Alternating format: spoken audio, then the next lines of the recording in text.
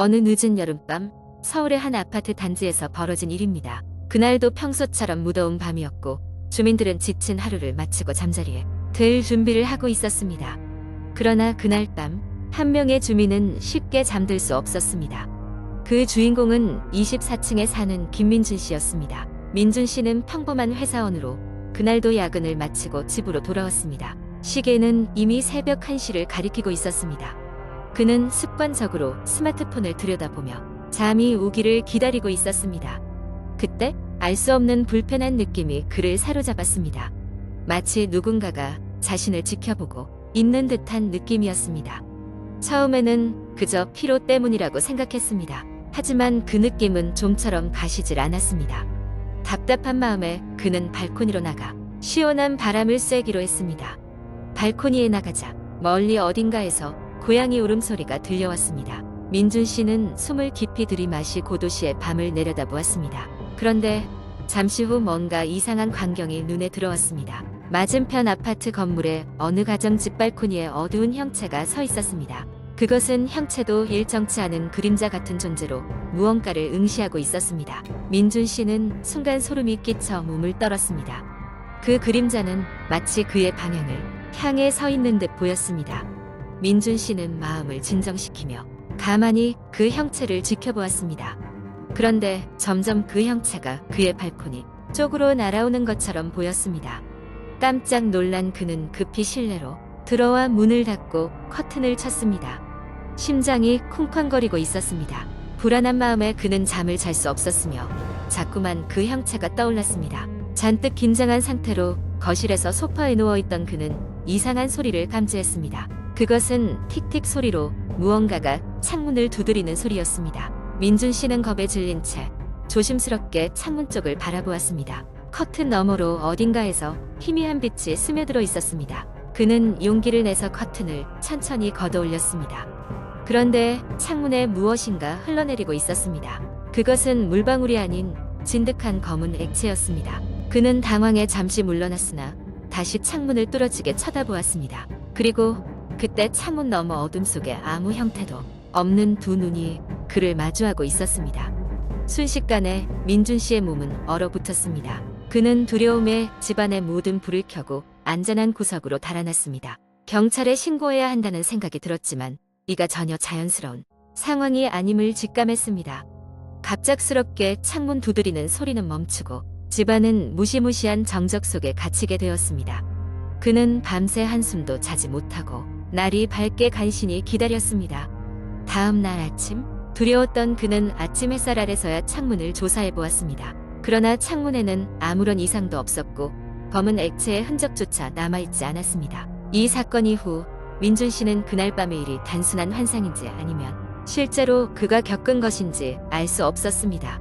그러나 그는 다시는 그 발코니에 나가지 않았고 밤마다 창문을 꼼꼼히 잠그며 불안한 삶을 이어가게 되었습니다. 이 이야기는 아직도 그 아파트 단지 내에서 소문으로 전해지고 있으며 누군가는 한여름밤의 무더위가 만들어낸 불가사의한 환영으로 또 다른 누군가는 실제로 그곳에 존재하는 수 없는 존재로 믿고 있습니다. 두 번째 이야기. 몇 년 전 여름 나는 한적한 시골 마을의 작은 민박집에서 일하기로 했다. 일은 간단했다.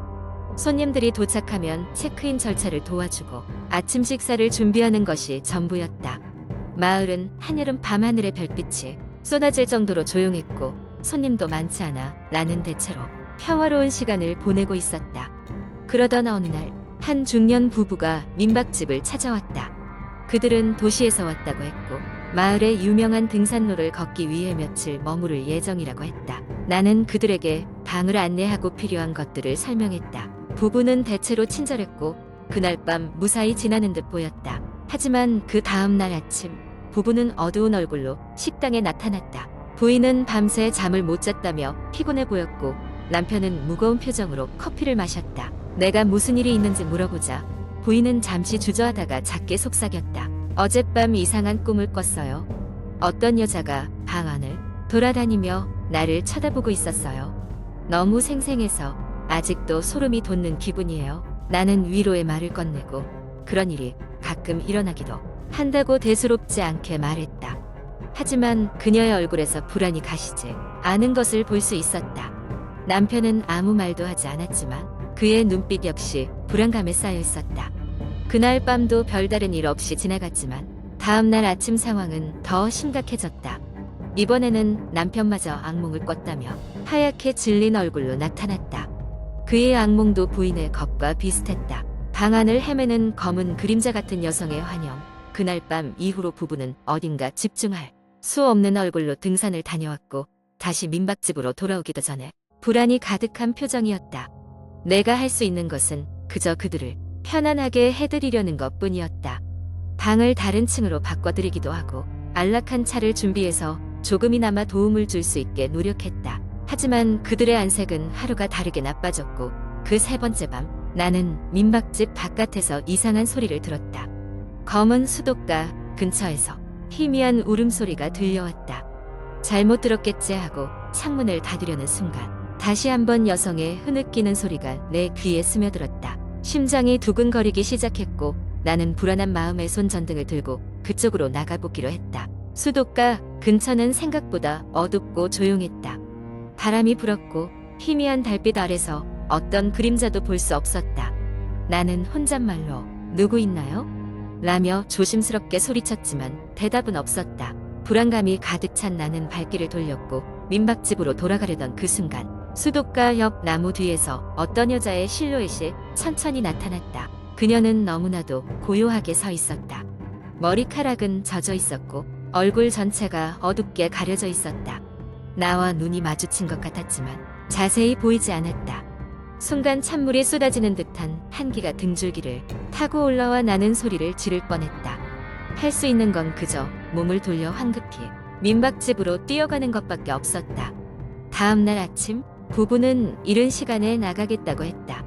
그들의 피곤한 얼굴에서 두려움이 그대로 전해졌다. 짐을 서두르는 그들을 보며 나는 이야기를 꺼내볼까 하다가 참기로 했다. 그저 무사히 떠나기를 바랐다. 그들이 떠난 후 난 이 일을 민박집 주인에게 이야기했다. 그는 잠시 생각에 잠겨 있다가 알고 있는 한 오래된 이야기를 꺼냈다. 몇십 년 전 이 마을에서 한 여성이 실종된 일이 있었고 그녀는 결국 이 근처에서 숨진 채 발견되었다고 했다. 물에 빠져 죽었다는 것 외에 자세한 것은 알 수 없지만 이후로 이상한 일이 종종 일어났곤 했다는 것이다. 주인은 이 이야기를 아무에게나 하지 말라고 당부했다. 나는 그 이야기를 들으며 어쩌면 그 부부가 겪었던 것도 그리고 내가 본 것도 그 여성이 영혼일지도 모른다는 생각이 떠나지 않았다. 시간이 지나고 그 해의 여름도 끝났지만 여전히 그날의 기억은 내 마음속 깊이 남아 있었다. 어쩌면 아직도 그 여성은 그곳을 떠돌고 있을지도 모른다. 누군가 자신의 이야기를 들어줄 때까지. 세 번째 이야기. 어느 조용한 작은 마을. 밤에는 사람들의 기척이 거의 없는 그곳에 한 낡은 고택이 자리 잡고 있었다. 이 고택은 몇십 년 전부터 비어 있었고 오래된 소문들로 인해 아무도 가까이 가지 않았다. 주민들은 그 집을 귀신의 집이라 불렀으며 그곳을 지날 때면 누구나 십자가를 그리며 경건하게 지나곤 했다. 그 고택에 대한 공포의 이야기는 소녀의 실종 사건으로부터 시작되었다. 20여 년 전 그 마을에는 아주 똑똑하고 밝은 소녀가 살고 있었다. 그녀는 항상 웃으며 부모와 마을 사람들로부터 사랑을 받았다. 어느 날 그녀는 학교에 갔다가 돌아오지 않았다. 며칠을 수색한 끝에 경찰과 주민들은 소녀의 흔적이 그 고택 안으로 이어지는 것을 발견했다. 하지만 정작 그 집안에서는 아무것도 발견되지 않았고 사건은 결국 미제로 남겨졌다. 그날 이후 마을 사람들은 그 집에서 이상한 소리를 들었다고 했다.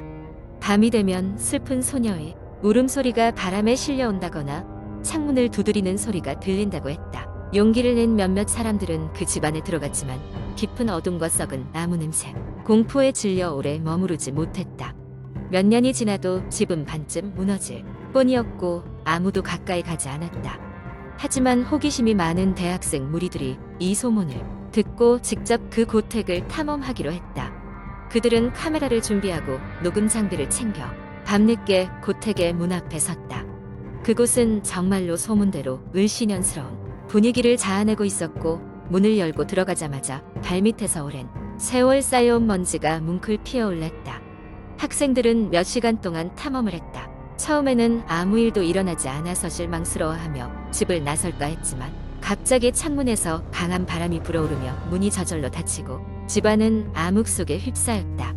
깜짝 놀란 이들은 손전등을 휘저으며 출구를 찾으려 했지만 집은 언제 그랬냐는 듯 복잡한 미로처럼 그들을 농락하고 있었다.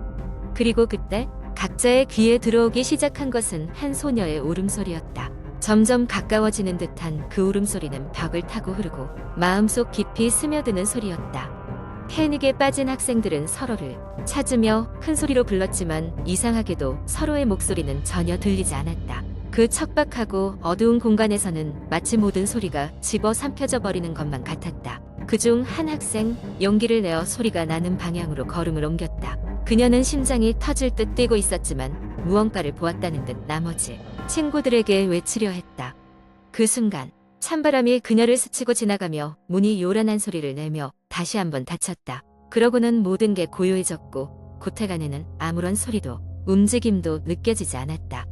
오랜 시간이 흐른 뒤 마을 주민들은 그 학생들이 밤사이 집으로 돌아오지 않았다는 사실을 알게 되었고 구조대를 보내기로 했다. 하지만 역시 그 누구도 그 깊은 어둠과 공포를 이기지 못했고 실종된 학생들은 끝내 돌아오지 못했다. 몇몇 주민들은 이렇게 믿었다. 고택의 영혼이 그녀의 친구를 그리고 이 젊은 학생들을 붙잡았다고. 그리고 그날 밤 마을의 바람 끝에서는 여전히 그 소녀의 울음소리가 아련히 들려온다는 소문이 퍼져나갔다. 그녀는 여전히 그곳에 머무르고 있으며 자신을 찾아와 주길 기다리고 있는 것인지도 모른다. 그 고택은 오늘날까지도 서서히 무너져가며 서로 다른 세대들에게 새로운 공포의 이야기가 되곤 한다. 하지만 어느 누구도 다시는 그 고택에 발을 들이지 않는다. 그 소녀의 마지막 울음이 들려오기 전까지는